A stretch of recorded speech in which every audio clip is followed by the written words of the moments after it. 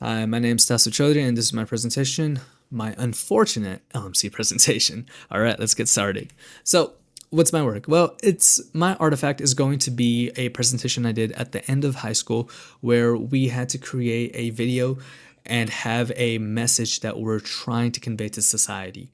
This message could be of whatever, and as you can sort of tell, my message was please don't drink and drive. The reason behind the film was partially to get an A in the class, but more importantly, is to demonstrate to society just how damaging a drunk driver is.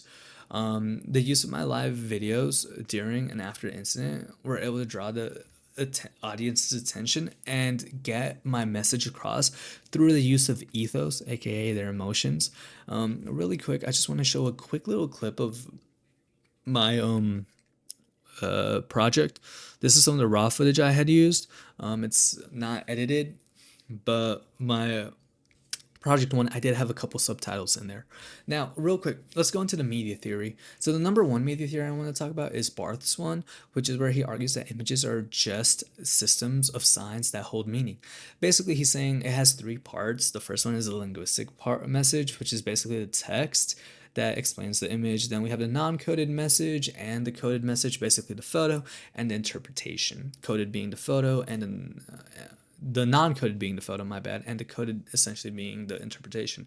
And he brought up an interesting idea, and it's the fact that images can have 1,000 different meanings behind them. Thus, we have to use an anchor, aka subtitles, in order to make sure that our message is clear and able to get through to our audience due to an audience having various different cultural backgrounds. They could go ahead and see a photo and think something completely different behind versus essentially what the author is trying to get across. So that's actually why an anchor would be very effective, by being able to sort of guide them to, no, this is the intended message that we want you to believe in.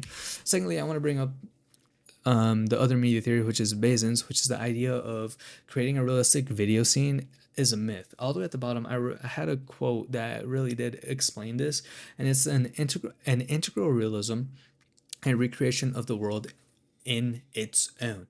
Basically, what it's saying is that cinema is just a reproduction of the world, and that's what everyone is trying to achieve in realism. But unfortunately, it's not. But I do want to bring up some things about realism, which is what I found interesting was some of the characteristics of realism, such as unbroken shots, not much editing done, and the focus on everything. And when I say that, I mean all it means is that the background's also included. In my video, I believe in my entire presentation, there was again that 1 20-second clip of me just showing the pure aftermath. It allowed you to hear everything from the background noise to all the trash in the car to all the damage that was done. It really just depicted life exactly how it is, non perfect. Definitely not perfect. Now, I want to bring up the final part, which is the before and after. And essentially, before learning these media theories, I never really put too much thought into these concepts. In fact, if I'm being honest, I kind of viewed it as a, hey, I've seen other people do this and it worked. So let me go ahead and copy the methods they use. I never really understood why they use these methods. It's more or less, I've seen this work. This is how I can draw emotion. Let me go ahead and copy and hopefully draw emotion as well and make sure my message gets across. But after going through and seeing both of these media theories, I realized a couple things. The first thing I realized was all these various elements, all they're doing is essentially going ahead and uniquely tugging at different parts of human psychology in order to make sure that the message the author is trying to give is conveyed.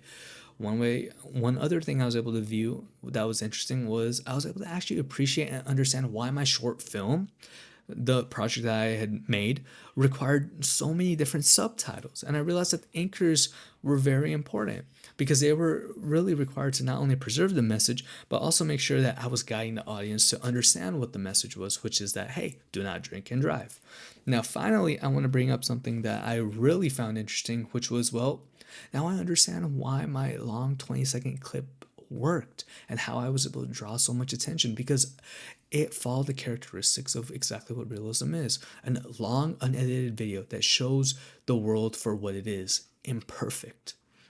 And by doing so, I was able to draw the audience into believing that they were in that scene, that they were able to visualize themselves being there, seeing the world for exactly how it was. And I believe that was one of the key reasons I was able to get not only an A in that class, but also get my message across. And now that I understand how I was able to do that and why, I have a new fond understanding, and I find it very interesting to say the least. And yes, thank you very much.